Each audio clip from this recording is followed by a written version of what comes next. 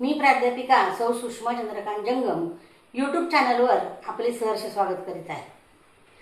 आज आपण हनुमंतांच्या जीवनातील एक कथा पाहणार आहोत।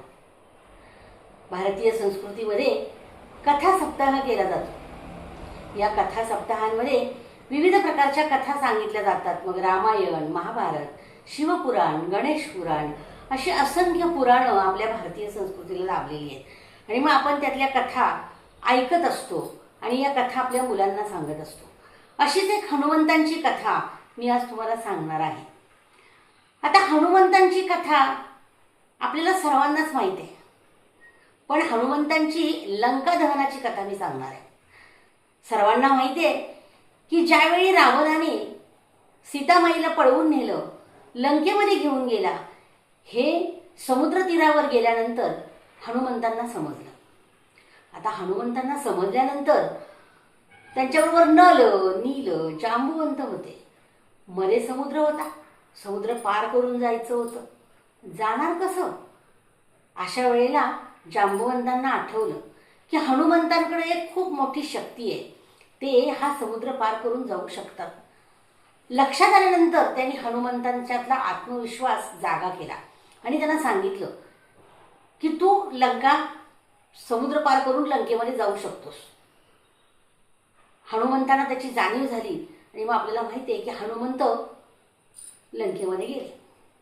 आता लंकेमध्ये गेल्यानंतर त्यांना प्रश्न असा पडला की सीतामाईला शोधायचं कुठं? त्यांना प्रभू रामचंद्रांनी एक अंगठी दिलेली होती, जी रघुकुलाची परंपरा सांगणारी होती। ही अंगठी घेऊन ते इकडे तिकडे फिरत होते। अगोदर सुरुवातीला त्यांना त्या लंकेच्या द्वाराजवळ अडवलं गेलं, पण छोटंसं रूप घेऊन ते आत शिरले असं म्हणतात। आणि आत गेल्यानंतर त्यांनी इतस्तत पाहायला सुरुवात केली। त्यांना वाटलं सुंदर स्त्रिया दिसत आहेत, म्हणजे कदाचित तिथं सीता असू शकेल, म्हणून अगदी रावणाच्या महालामध्ये सुद्धा हनुमंत गेले, पण त्यांना तिथं विविध स्त्रिया दिसल्या। त्यांना वाटलं नाही, याच्यामध्ये नाही सीतामाई असू शकत, कारण सीतामाई अशी आनंदामध्ये असणारच नाही। मग त्यांनी पुन्हा नंतर बाहेर शोधायला सुरुवात केली। शोधाशोध सुरू केल्यानंतर त्यांच्या लक्षात असं आलं की अरे, एका बागेमध्ये, एका वाटिकेमध्ये सीतेला ठेवलं असण्याची शक्यता आहे। आणि म्हणून ते त्या अशोक वाटिकेमध्ये गेले आणि आपल्याला माहिती आहे अशोक वाटिकेमध्ये एका झाडाखाली सीता बसलेली होती। हनुमंतांनी पाहिलं की अशा ही प्रसन्न तेजस्वी चेहऱ्याची ही नक्कीच सीता आहे। आणि मग ते ज्या झाडाखाली सीता बसली होती त्या झाडावर चढून बसले। अगोदर निरीक्षण केलं पाहिजे ना की बाबा काय चाललंय, कसं चाललंय, कोण येतंय, काय करतंय, हे त्यांनी पाहायला सुरुवात केली। तिथं रावण आला। रावणानं सीतेला खूप मनवायचा प्रयत्न केला, पण सीता कधीच त्याच्या शब्दाला बळी पडली नव्हती। हनुमंतांच्या लक्षात आलं की अरे, नक्की हीच सीता आहे। ज्यावेळेला ही इतक्या तेजस्वीतेनं उत्तर देते, बोलते, त्याच वेळेला हीच सीता आहे हे हनुमंतांनी ओळखलं। आणि मग हनुमंतांनी हळूच आपल्या हातातली अंगठी खाली टाकली। ती अंगठी पाहिल्यानंतर सीतामाईने ती अंगठी उचलली, बारकाईनं पाहिली आणि त्यांच्या लक्षात आलं, अरे, बहुतेक प्रभू रामचंद्र इथं आलेले। तिनं ताबडतोब त्यांचा धावा करायला सुरुवात केली की अहो, तुम्ही कुठे आहात, या इथं माझ्या समोर, मी तुम्हाला ओळखलेलं आहे, वगैरे वगैरे। पण प्रभू रामचंद्र तर आले नव्हते, हनुमंत आले होते। हनुमंतांनी पटकन झाडावरून उडी मारली। त्यांना कळालं की आता आपल्याला सीतामाईनं ओळखलेलं आहे आणि त्यांनी नमस्कार केला आणि सांगितलं की सीतामाई, मी प्रभू रामचंद्रांचा सेवक हनुमंत आहे। प्रभू रामचंद्र नाही, मी शोध घेण्यासाठी इथं आलेलो आहे। सीतामाईला खूप आनंद झाला आणि मग आपली सुखदुःख सीतामाईंनी त्यांना सांगितलं की मला लवकरात लवकर येथून घेऊन चला।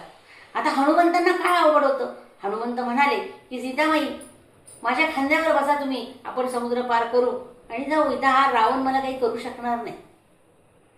पण सीतामाईंनी सांगितलं नाही, हा रावण अत्याचारी आहे, अन्यायी आहे, जुलमी आहे। या लंकेवर तो अन्याय करतोय, इथल्या लोकांना त्याचे अत्याचार सहन होत नाहीयेत आणि त्याला संपवावा लागणार आहे।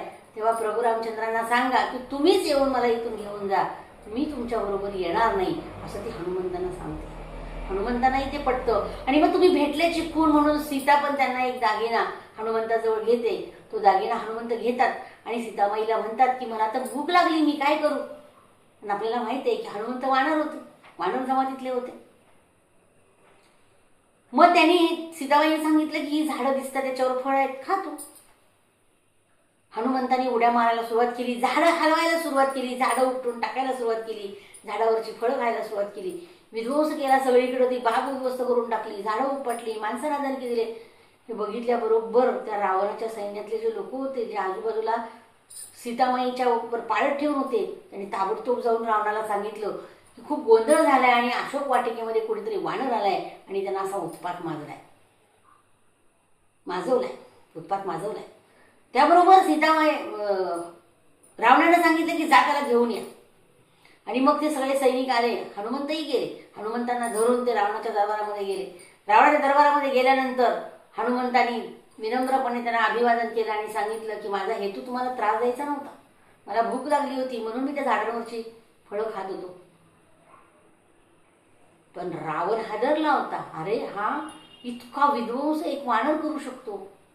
पण हनुमंत वानर नव्हते. संस्कृतमध्ये एक श्लोक आहे, मनोजवम मारुततुल्य वेगम जितेंद्रियम बुद्धिमताम वरिष्ठम वातात्मजम वानरयूथ मुख्यम श्रीरामदूतम शरणम प्रपद्ये. वानर ही जमात होती किष्किंधा पर्वतावर राहणारी. दिसायला चेहरे त्यांचे तसे होते, पण त्याला शेपटी वगैरे असा प्रकार आपण दाखवतो असं काही नव्हतं, ती माणसंच होती. जसं नागालँडमध्ये नागा जमात होती म्हणजे नाग होते असं नाहीये, त्या जमातीचे लोक होते. तसे किष्किंधा पर्वतावर वानर जमातीचे लोक होते आणि त्यांचा हा प्रमुख म्हणजे हनुमंत होते. म्हणून मनोजवम मारुततुल्य वेगम, वाऱ्याच्या वेगानं धावणारे, जितेंद्रियम बुद्धिमताम वरिष्ठम, बुद्धीमध्ये इंद्रियाला जिंकण्यामध्ये सगळ्यांमध्ये ते वरिष्ठ होते. वातात्मजम वानरयुत मुख्यम, आणि पवनपुत्र होते. वातात्मजाचे वाऱ्याचे पुत्र होते ते, किंवा वेगानं ते धावू शकत होते. आणि अशा या हनुमंतांना श्रीरामदूतम शरणम प्रपद्ये, असे श्रीरामांचे दूत होते आणि त्यांना माझा नमस्कार असो, असे या श्लोकामध्ये म्हटलेले आहे. त्यामुळे ते कमी बुद्धिमान नव्हते, हनुमंत बुद्धिमान होते. रावणाला समजलं की अरे हा उत्पात माजवतोय, याला संपवला पाहिजे, म्हणून त्याच्या शेपटीला चिंध्या गुंडाळायला सांगितल्या, पेटवून द्यायला सांगितली. चिंध्याने हनुमंतांची शेपूट पेटवल्यानंतर हनुमंतांनी सगळ्या लंकेमध्ये इकडून तिकडून उड्या मारल्या आणि घरं पेटवून दिली. घरं पेटवून देऊन हनुमंत समुद्रामध्ये येऊन शेपटी विझवली आणि परत आले. आणि परत जाऊन त्यांनी आपला तो निरोप प्रभू रामचंद्रांना सांगितला. सीतामाईने दिलेला दागिना रामचंद्रांना दिला आणि सीतेचा शोध लावल्याचं सांगितलं. आणि हेही सांगितलं की सीतामाईंनी सांगितले तुम्ही प्रत्यक्ष येऊन मला इथून घेऊन जा, तरच मी येणार आहे. आणि मग त्यानंतर आपल्याला माहिती आहे की प्रभू रामचंद्रांनी युद्ध करून सीतामाईला परत आणली. पण हनुमंतांनी केलेलं हे जे लंकादहन ही माकड चेष्टा नव्हती. तर या लंकादहनामध्ये रावणाचा आत्मविश्वास संपवला होता. रावणाला कळालं की अरे प्रभू रामचंद्रांचा एक सेवक जर एवढा उत्पात माजवू शकतो तर प्रत्यक्ष राम आले तर काय होईल, याच्यामुळं त्याचा निम्मा आत्मविश्वास संपून गेला होता. आणि ही युद्धाची नीती आहे, समोरच्याचा आत्मविश्वास संपवला त्याला मारणं अवघड नसतं. आणि त्यामुळे त्यानंतर प्रभू रामचंद्रांना युद्ध करणं अवघड गेलं नाही, कारण रावणाचा विश्वासच संपलेला होता, खच्चीकरण झालं होतं, त्याचं घाबरला होता तो, त्यामुळे त्याला नंतर संपवणं अवघड गेलं नाही. तर हनुमंतांचं हे जे लंकादहन आहे ते लंकादहन ही माकड चेष्टा नव्हती, तर त्याच्या पाठीमागं खूप मोठी एक अशी कटकारस्थानाची दिशा होती. त्यांनी खूप सुंदर रीतीने हे घडवून आणलं आणि रामांच्या पुढचं एक आव्हान कमी केलं होतं. अशा या हनुमंतांना शतशः कोटी कोटी वंदन करते आणि थांबते. पुन्हा कधीतरी त्यांच्यावरील आपण एखादी कथा ऐकूया. धन्यवाद.